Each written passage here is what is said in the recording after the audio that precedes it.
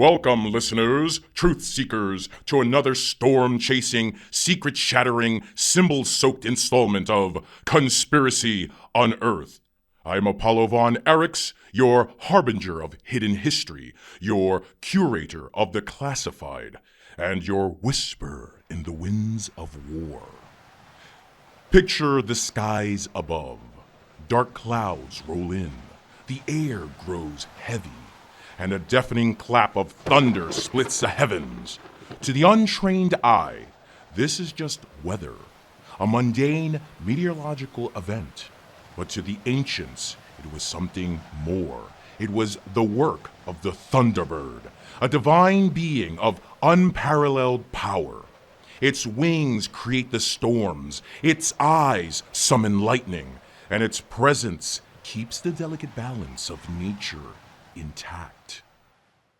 Now, before we dig into today's episode, a little disclaimer.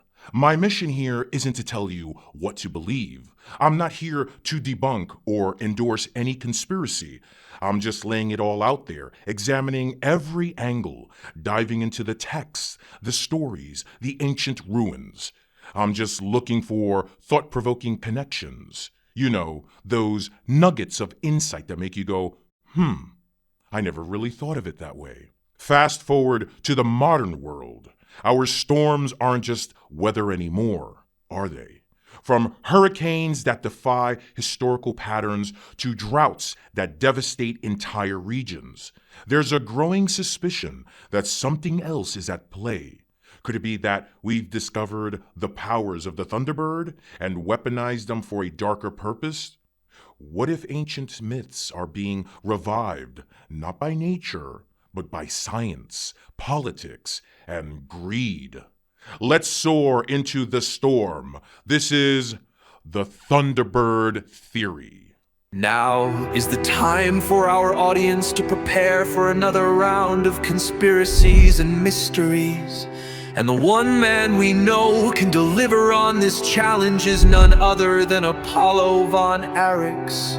So sit back and enjoy the show, and we hope you have a good time. Take it away, Apollo.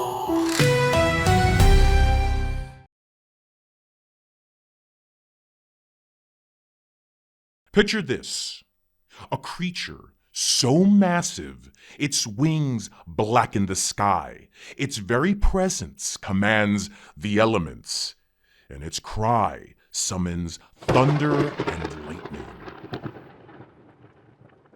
Sounds like a Hollywood blockbuster, doesn't it? But what if I told you this creature, this Thunderbird, is more than myth? What if its legend is rooted in a profound understanding of forces we're only now beginning to comprehend? All right, skeptics, I can hear you now. Oh, great. Another conspiracy theory wrapped in mysticism. But humor me. Because today, we're unraveling the secrets of the Thunderbird, a being revered by indigenous cultures across North America. It's a story of power, respect, and balance. And yes, it might just hold the key to understanding weather manipulation and humanity's reckless quest to control nature.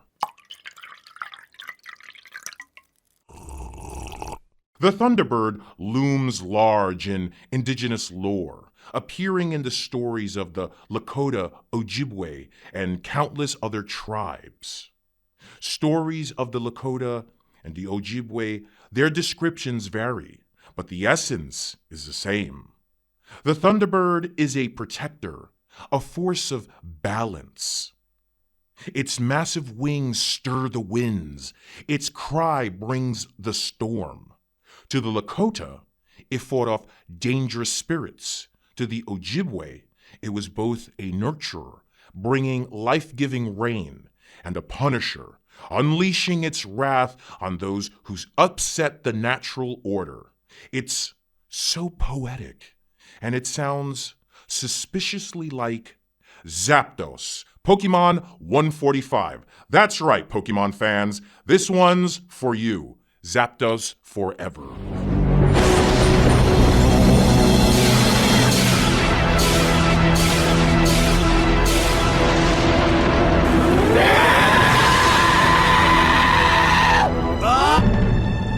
Zapdos, the electric Pokemon. Zapdos has both electric and flying elements, and the flappage of its wings can create lightning. Awesome! Now, here's where things get interesting.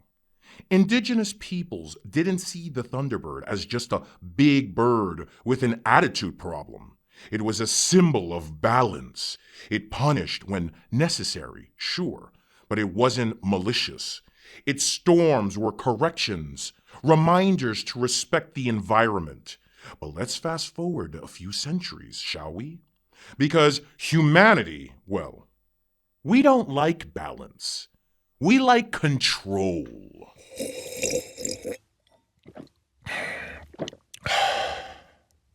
Let's talk rain-making rituals.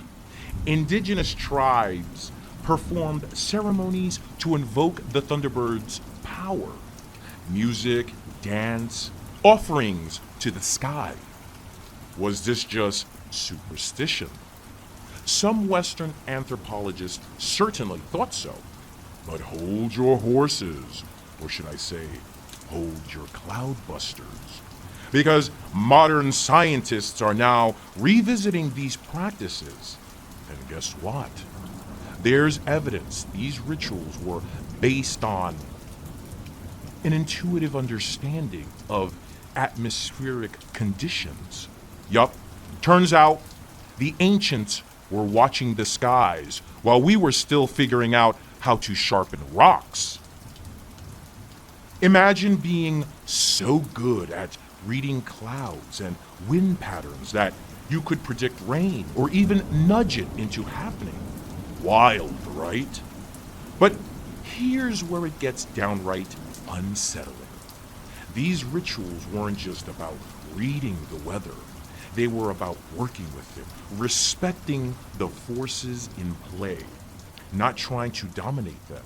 And that, my friends, is a lesson we've apparently forgotten. Now, let's fast forward again to the mid-20th century. Enter Wilhelm Reich. Oh, yes. We're talking about a man so controversial, even his ideas had restraining orders. Reich claimed he discovered something he called orgone energy, a kind of life force in the atmosphere. Using this energy, he built a device called the Cloudbuster, which he said could summon rain. And before you laugh him off the stage, let's not forget that in 1953, Reich's Cloudbuster was credited with breaking a drought in Maine. Witnesses? Check. Newspaper articles? Double check. A magical rain machine, or a rediscovery of something far older. Think about it. Indigenous peoples understood the skies on an instinctive level. Reich, with his Cloudbuster, claimed to manipulate the same forces. And what do we do when we can't explain something? We bury it under ridicule and patents.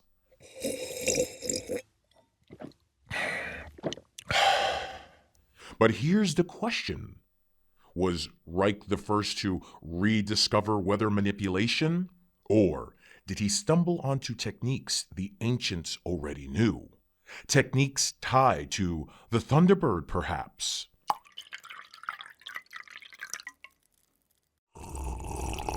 Here's another layer to this storm.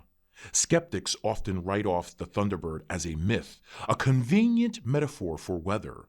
But what if it was inspired by a real physical phenomena? Some scientists have speculated that sightings of prehistoric megafauna, like the giant teratorn, a bird with a wingspan of nearly 20 feet, might have influenced these legends. Others argue the Thunderbird represents a deeper understanding of electromagnetism, lightning, and atmospheric energy. Whatever the case, the consistency of its story across cultures is hard to ignore.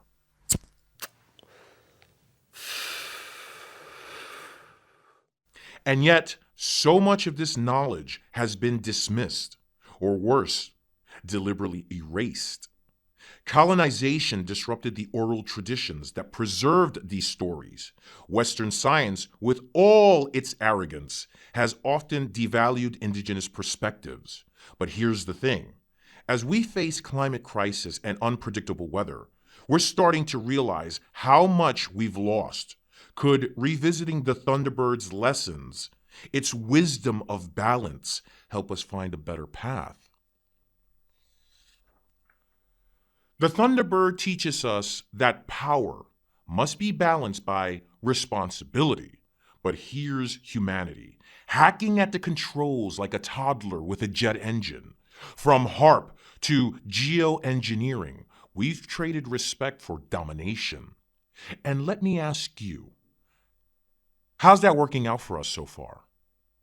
But don't answer that just yet, because in the next segment, we'll dive into HARP, the U.S. government's very own storm machine.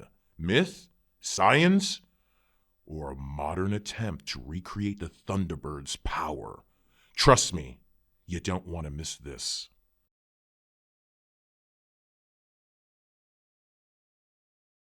Up in the remote wilderness of Alaska lies a fortress of antennas, a place whispered about in conspiracy circles, feared by world leaders, and cloaked in government secrecy.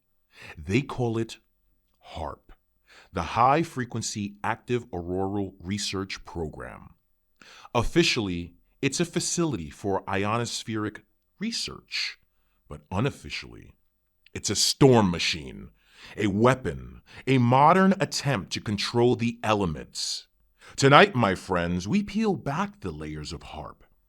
Is it cutting-edge science, a military experiment, or humanity's audacious attempt to steal the power of the mythical Thunderbird? Of course, HARP's creators would have you believe it's just an innocent science project, like a high school chemistry set for grown-ups.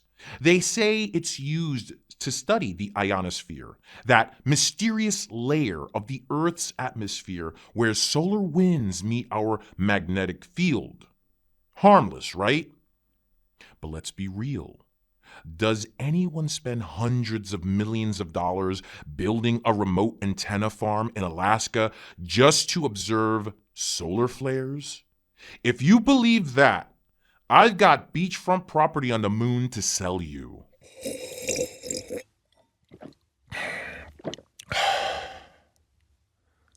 Let's talk about what HARP actually does. The facility uses a field of 180 high-frequency antennas to blast powerful radio waves into the ionosphere. This heats specific regions of the upper atmosphere, creating controlled disturbances. Sounds harmless enough, right? But here's the kicker. By manipulating the ionosphere, HARP can theoretically influence weather patterns, redirect jet streams, and even trigger storms. Think of it as a cosmic tuning fork, vibrating the very fabric of the sky.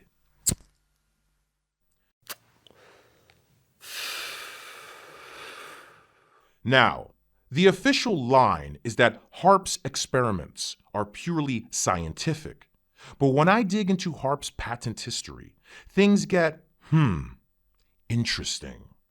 Raytheon and BAE Systems, two major defense contractors, hold patents related to HARP's technology. These patents describe methods for creating artificial clouds, altering precipitation, and yes, generating controlled lightning. So tell me, does that sound like harmless research to you? Here's where it gets spooky. The idea of weather as a weapon is not new. During the Vietnam War, the U.S. military conducted Operation Popeye, a cloud seeding program designed to extend the monsoon season and disrupt enemy supply lines. And it worked! Rain fell for weeks, turning trails into rivers of mud. Fast forward to today, and HARP is like Operation Popeye on steroids. Imagine the power to unleash droughts, floods, hurricanes, all at the flip of a switch. Now that's what I call storm diplomacy. Let's not forget Lyndon B. Johnson's ominous words in 1962. He who controls the weather controls the world. This wasn't just a poetic observation. No, it was a declaration of intent. Weather control has been a strategic goal for decades. And HARP, with its ionospheric manipulations, is the crown jewel of that effort. But here's the question that keeps me up at night. If HARP can manipulate the weather, why aren't we hearing about it? What are they hiding?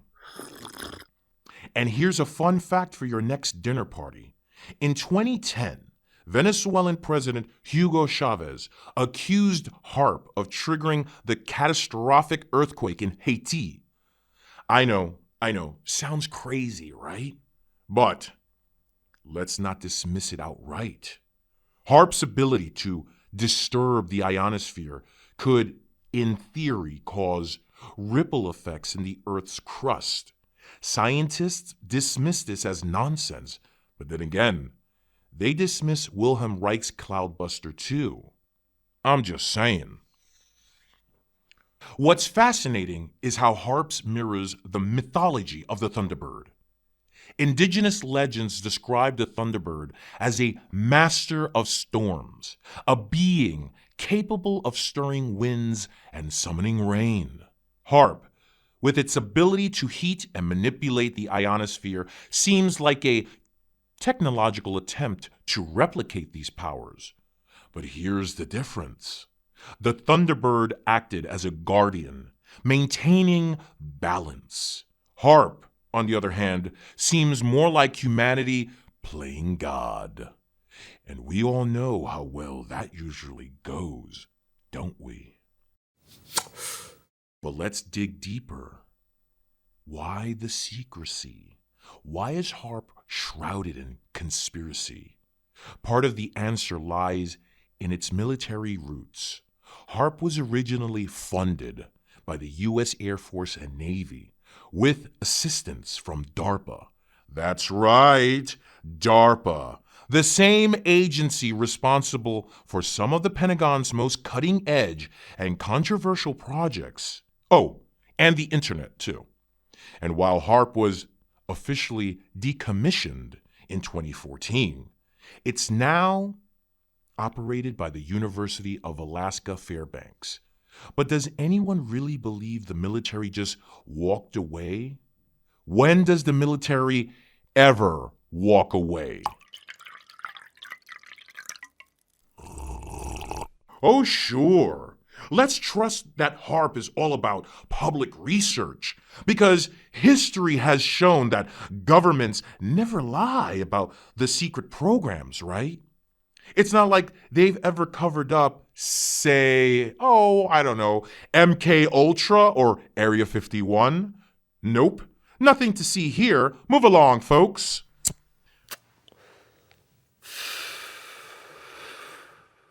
But here's the thing. The technology HARP represents is just the tip of the iceberg.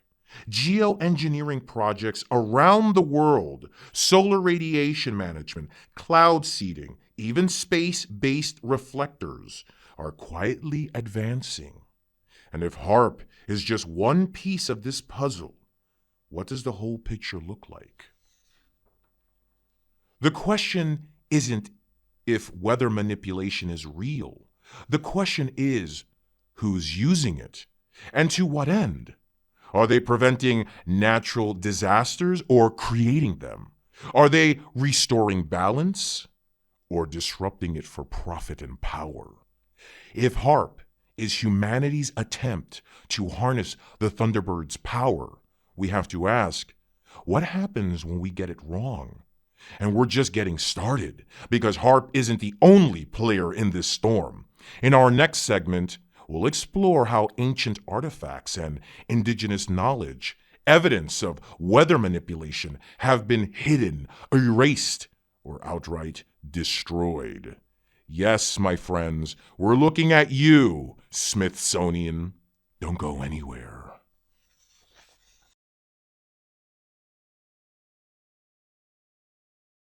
The Smithsonian Institution, the crown jewel of American history, the guardian of our collective knowledge, and if rumors are to be believed, the best place to hide anything that doesn't fit the official story. We're diving into one of the most chilling allegations against this venerable institution, its role in suppressing evidence of ancient weather manipulation. Think artifacts tied to the Thunderbird, advanced technologies hidden in plain sight, and lost knowledge that could rewrite everything we think we know about human history. Now, before you roll your eyes and say, Apollo, not everything is a conspiracy, let me remind you, conspiracies are only conspiracies until they're proven true.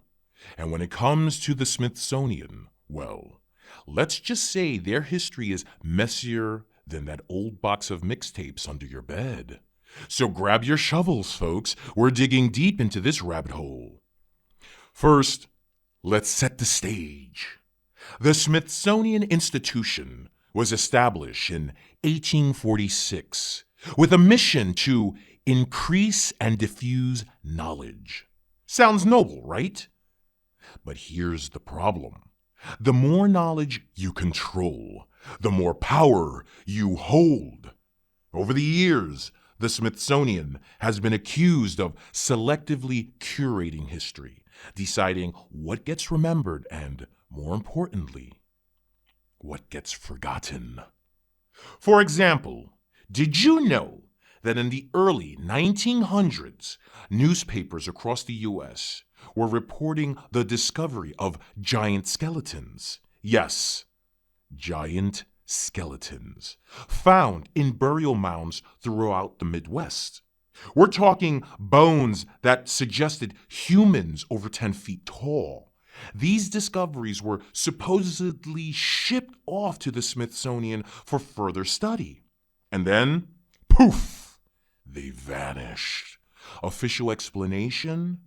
Oh, they were misclassified or destroyed. How convenient. But we're not here to talk about giants. Not today, anyway. We're here to talk about the Thunderbird and its connection to weather manipulation. In 1925, an excavation near Cahokia, Illinois, home to one of the largest ancient Native American settlements, uncovered a bird-shaped artifact believed to represent the Thunderbird. This artifact, adorned with intricate carvings, was linked to rituals for summoning rain and controlling storms. It was sent to the Smithsonian for analysis, and, you guessed it, it disappeared without a trace.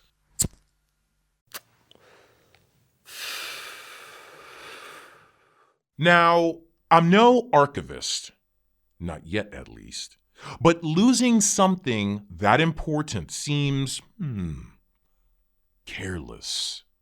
Or maybe it's deliberate. Because if ancient civilizations did possess advanced knowledge of weather manipulation, it would raise uncomfortable questions for modern science, wouldn't it?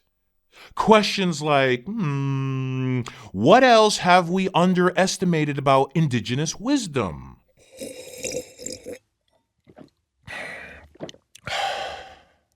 Indigenous peoples across the Americas have long spoken of the Thunderbird as a bringer of storms, a being that maintained the balance between humanity and nature. Ceremonies invoking the Thunderbird often included tools and objects believed to channel its power. Stone carvings, ceremonial drums, even magnetic stones that seemed to resonate with the energy of the earth. These artifacts weren't just symbolic, they were functional. But where are they now? Most of them are buried in the Smithsonian's archives, if they still exist at all. Only a fraction of the Smithsonian's 155 million artifacts are on display. The rest are locked away, accessible only to select researchers. And when independent scholars request access to certain items, especially ones tied to controversial topics, they're often met with vague excuses or outright denials. Let me paint you a picture. Imagine finding an artifact, say a ceremonial stone, believed to summon rain. You send it to the Smithsonian, expecting it to be studied and preserved, but instead it disappears into a labyrinth of vaults, never to be seen again. And the official explanation? Oh, it was misplaced in transit. Misplaced? This isn't a pair of sunglasses. It's a piece of human history. So the question we should all be asking is, why? Are they just bad at cataloging, or is it something more deliberate at play? Because if ancient peoples understood atmospheric forces in ways we're only beginning to grasp, it would challenge the narrative that modern science is the pinnacle of human achievement. And we can't have that, can we? Here's another wrinkle. The Smithsonian isn't just suppressing artifacts. It's erasing indigenous wisdom. Colonization didn't just steal land. It silenced stories, destroyed traditions, and dismissed centuries of ecological knowledge. And now, as the world grapples with climate change, we're rediscovering what indigenous peoples have known all along. Balance is everything. But instead of embracing this wisdom, modern institutions co-opt it. They take the ideas, strip them of context, and repackage them as innovations. Case in point, geoengineering projects that manipulate the weather. Sound familiar? Because to me, it sounds like someone trying to play Thunderbird without understanding the rules. Here's another mystery. Why are so many indigenous artifacts tied to weather rituals considered controversial? Why are they hidden, dismissed, or destroyed? Some researchers like Graham Hancock and Jim Vieira argue that these artifacts represent a lost chapter of human history, one where ancient civilizations had a deeper understanding of natural forces than we give them credit for. And guess who's at the center of these stories? The Smithsonian. If these artifacts prove that ancient peoples harnessed atmospheric energy or even manipulated it, what would that mean for modern science or for the institutions profiting off today's weather manipulation technologies? Maybe the Smithsonian isn't hiding the past. Maybe it's protecting the future. But the question is, whose future it's protecting? The Thunderbird as a symbol represents balance. It punishes those who disrupt the natural order, but rewards those who respect it. Modern institutions, by contrast, seem obsessed with control, erasing the lessons of the past to justify their ambitions for the future. The question we need to ask is this: what happens when you ignore the warnings? What happens when you provoke the storm? And this is where things get electrifying. Because while the Smithsonian's vaults remained locked, the forces of weather manipulation are alive and well in the hands of the powerful. In our next segment, we'll explore how financial titans like BlackRock and the World Economic Forum are cashing in on the climate crisis and what that means for the balance of power. Stick around, folks. This storm is just getting started.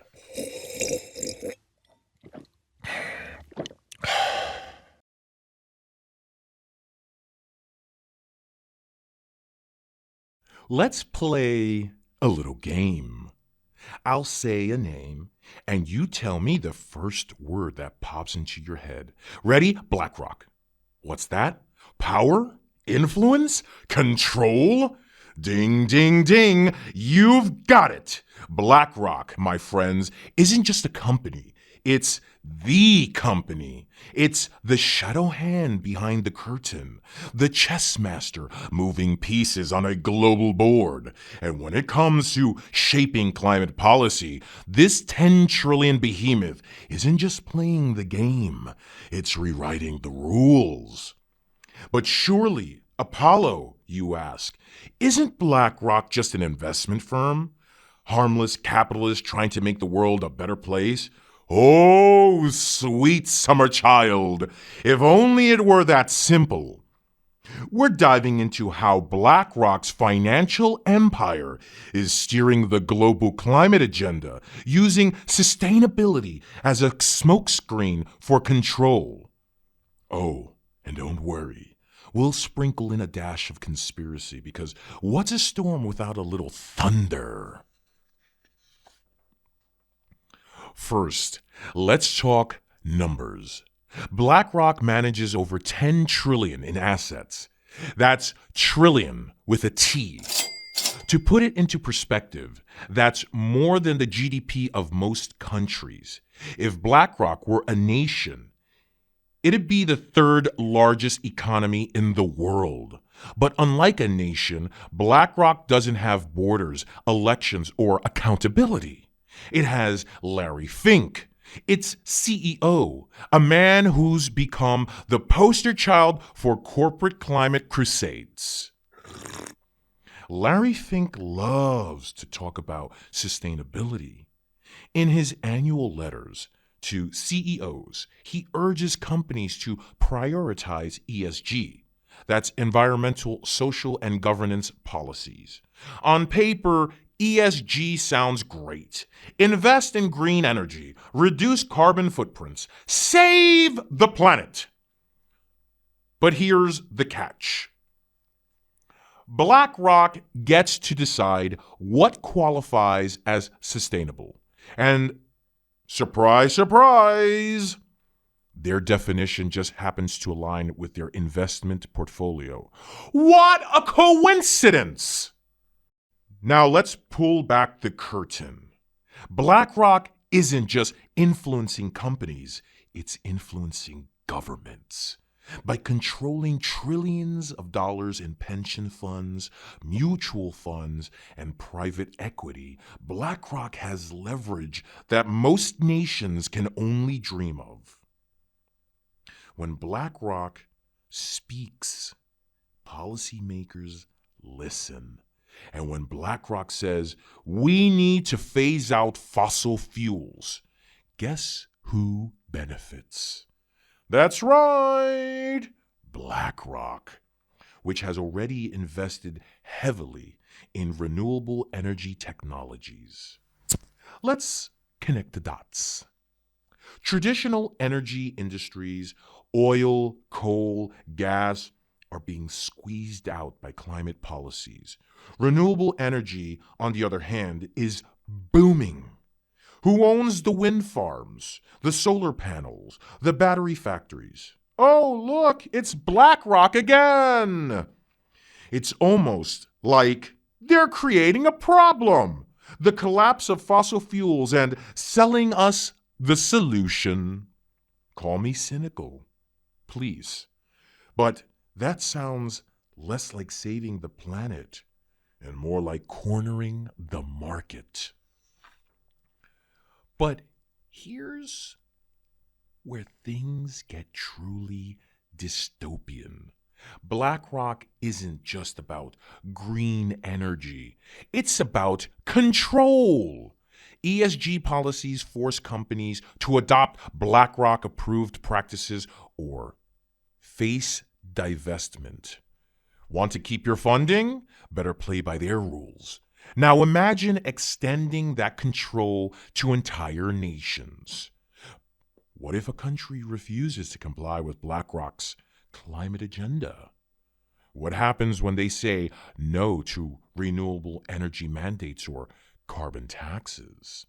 Well, maybe they'll just experience a conveniently timed drought, or a hurricane, or a little economic collapse. Because when you control the weather, like we explored with HARP, or control the financial markets, enforcing compliance isn't that hard.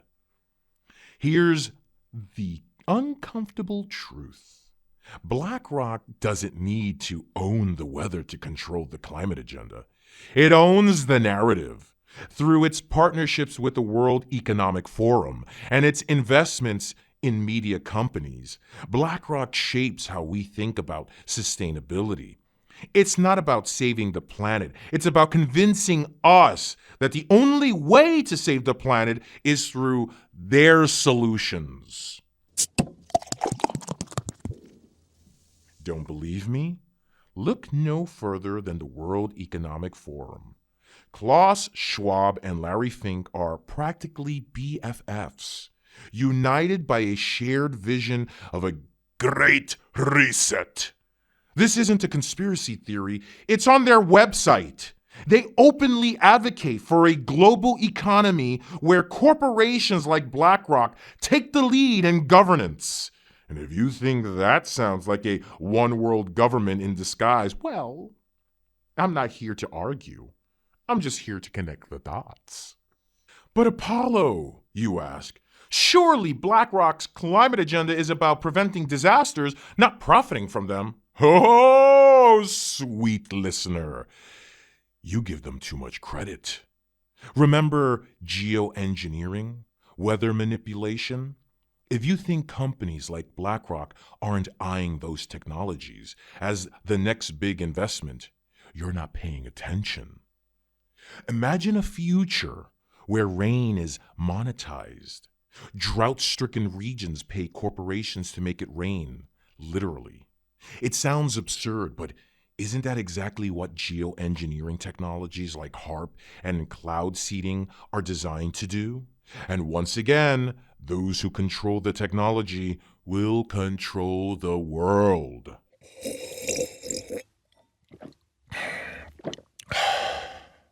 This isn't just about money. It's about power.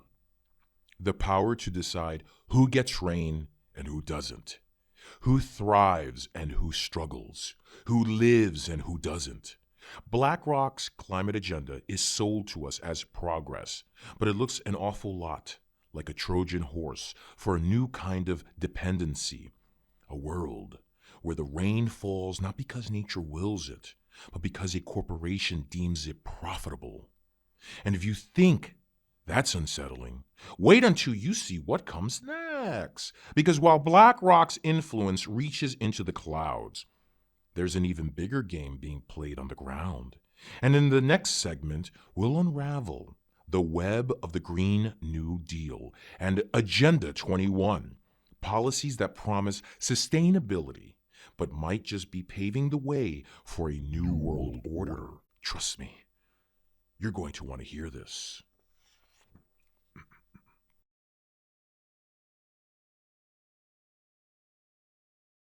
The Green New Deal and Agenda 21.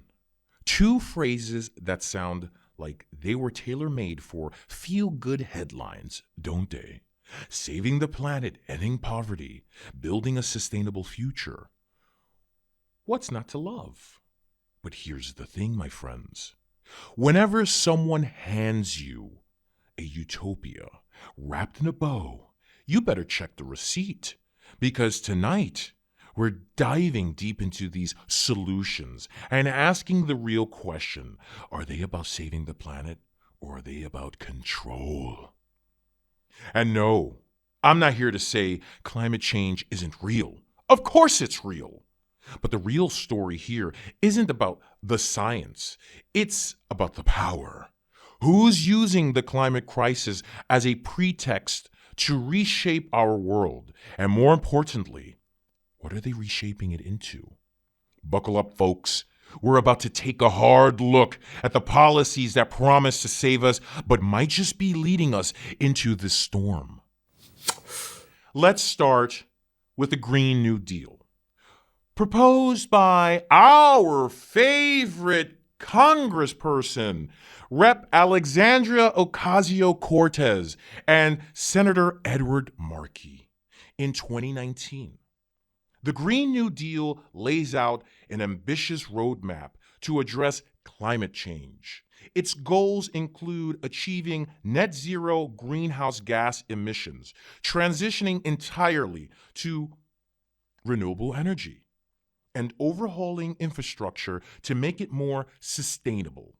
Sounds great, right? But let's talk about the fine print.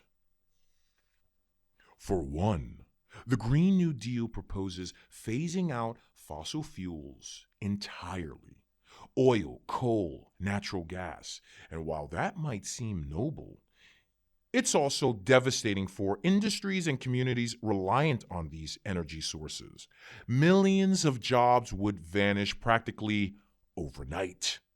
And guess who swoops in to save the day? That's right.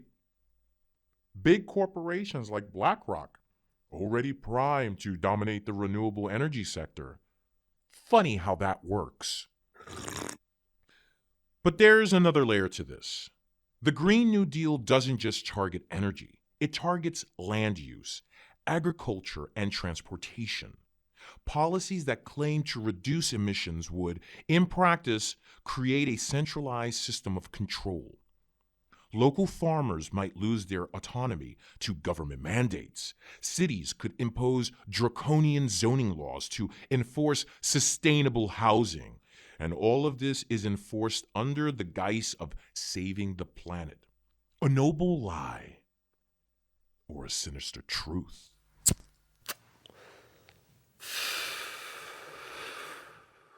Now, don't get me wrong. I'm not saying the Green New Deal is outright evil. I'm saying that it's a hammer disguised as a paintbrush. And the people wielding it aren't interested in fixing the world. They're interested in reshaping it to their advantage. Need proof? Let's connect it to Agenda 21. Agenda 21, for those of you unfamiliar, is a global action plan introduced at the United Nations Earth Summit in Rio de Janeiro in 1992. It covers everything from land management to energy, water resources, and even population control. Officially, it's voluntary, a non-binding framework for sustainable development. But unofficially, it's been accused of being a blueprint for a one-world government. I can hear you folks now. Oh, Apollo, you're just being dramatic. Agenda 21 is about saving the planet. Sure. But let's look at it, how it works in practice. Agenda 21 promotes centralized planning on a massive scale. Governments are encouraged to adopt its policies, which often involve strict regulations on resource use, heavy taxation, and mandates that favor corporate interest over local autonomy.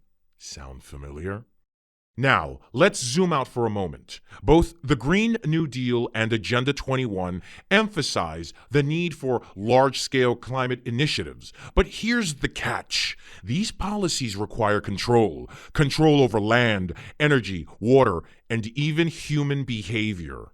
And who ends up enforcing this control? Not governments, but corporations. Institutions like BlackRock, through their ESG mandates, essentially dictate what companies, and by extension, what nations can and cannot do. It's centralization by another name, a system where compliance isn't optional, where dissent isn't possible, and where power is concentrated in the hands of a few. Let's bring this back to the Thunderbird. In indigenous mythology, the Thunderbird didn't control nature, it balanced it. It brought rain when needed and storms when necessary, always maintaining harmony. The Green New Deal and Agenda 21, by contrast, seem to disrupt this balance. They treat the environment as a machine to be tuned, tweaked, and manipulated, not as a living system to be respected. And that's where the danger lies. By centralizing control over nature, these policies risk creating a world where the environment becomes a tool for enforcement. Imagine a future where access to water or energy is tied to compliance with global mandates, where your carbon footprint determines your quality of life. That's not harmony. It's authoritarianism wrapped in green packaging. What's most chilling is how this ties into weather manipulation. Geoengineering projects like solar radiation management and cloud seeding are already being explored as tools to combat climate change. But in the wrong hands, these technologies could become weapons, tools to enforce compliance or punish dissent. Is this the world we're heading toward?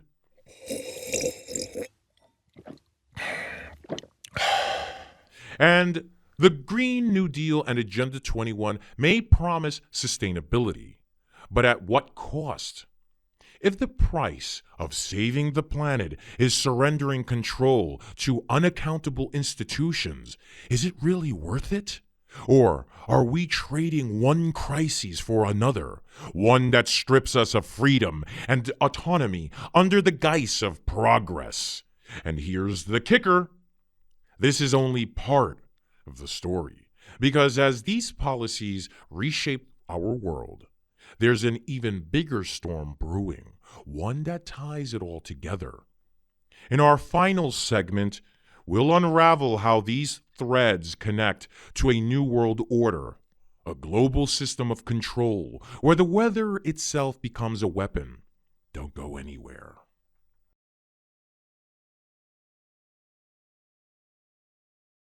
It all comes down to this.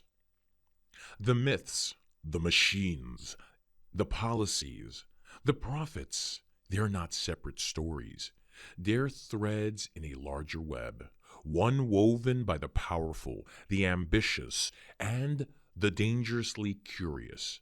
From the ancient wisdom of the Thunderbird to the cutting-edge technologies of HARP, from BlackRock's iron grip on global finance to the Green New Deal's promise of a better world, the storm is no longer on the horizon. It's here.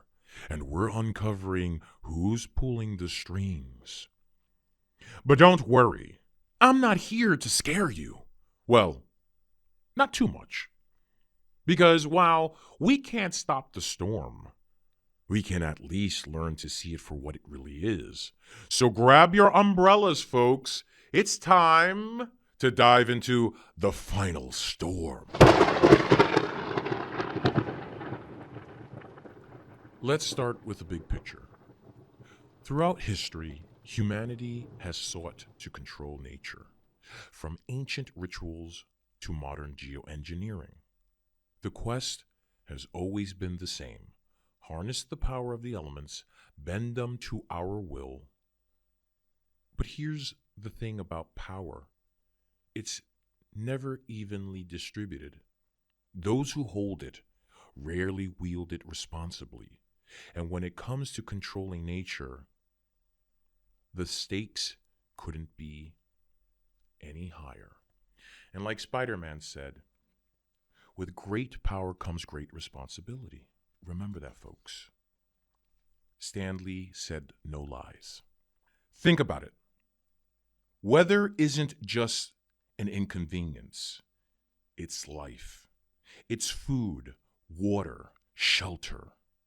It's the foundation of entire economies and societies. So when institutions like HAARP experiment with manipulating the ionosphere, or when corporations like BlackRock pour billions into climate technologies, they're not just tinkering with the environment, they're reshaping the very fabric of human existence. And that brings us to the concept of a new world order. I know. Cue the dramatic music, right? But let's strip away the hyperbole and look at what's really happening. The term New World Order refers to a global system where power is centralized, where a handful of elites control resources, policies, and yes, even the weather. Sound far-fetched?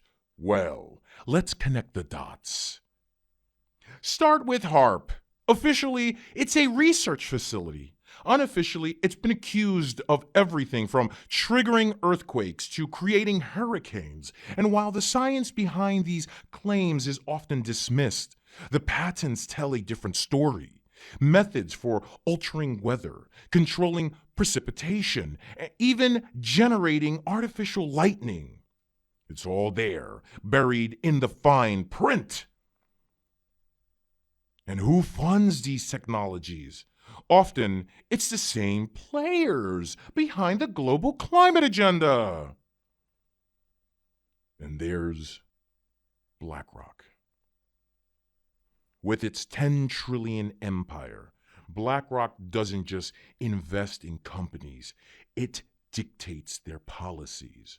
Through its ESG initiatives, BlackRock essentially forces compliance with its vision of sustainability. But as we've discussed, that vision isn't about balance, it's about control. By monopolizing the renewable energy market and investing in geoengineering projects, BlackRock positions itself as a gatekeeper to the resources humanity depends on. And who benefits from this centralization? Certainly not the farmers struggling with droughts, or the families rebuilding after hurricanes. No. The beneficiaries are the elites, the corporations, the governments, the think tanks that see the climate crises not as a threat, but as an opportunity. Here's where it all ties back to the Thunderbird. In indigenous mythology, the Thunderbird wasn't just a bringer of storms. It was a force of balance. It punished those who exploited nature, but rewarded those who respected it. In many ways, the Thunderbird represents the opposite of what we see today. Not domination, but harmony. Not control, but respect. But here's the thing. When you disrupt balance, you invite chaos. Indigenous stories often warn of what happens when humanity defies the natural order. Crops fail, storms grow more violent, the earth itself turns against you. And if you think that's just myth, look around. Rising sea levels, heat waves, superstorms. These aren't just coincidences. They're the consequences of a system that prioritizes profit over balances.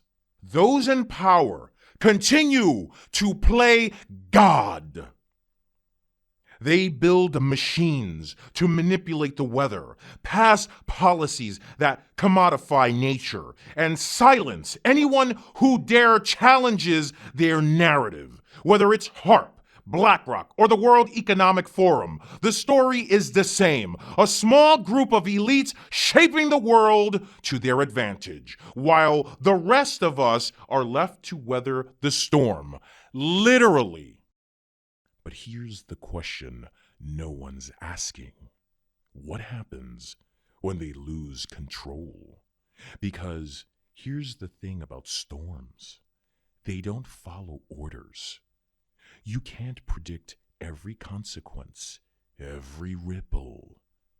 And when the balance tips too far, the Thunderbird doesn't just punish, it destroys. What we're seeing today, the wildfires, the floods, the hurricanes, isn't just climate change. It's nature fighting back. The question is, how much longer can we push before the storm becomes unstoppable? And when it does, and it will those who created it face the consequence? Or will it be left to us? And this, my friends, is where we leave the story for now.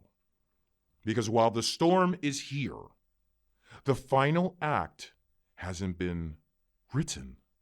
The question is, who gets to write it? The ones who seek control or the ones who seek balance? Maybe that's up to us. Or maybe it's already too late. What's hidden in the shadows eventually always comes to light. Thank you for listening to Conspiracy Unearthed. Don't forget to like, subscribe, and tune in next time. I am Apollo von Aryx, signing off. In a world where mysteries lie and conspiracies abound, only one man can truly unearth the hidden knowledge. Join him as he takes us on a journey of the unknown. The man, the myth, the legend, Apollo von Aryx. And that's the end of our show. Please join us again next time as we unearth more conspiracies.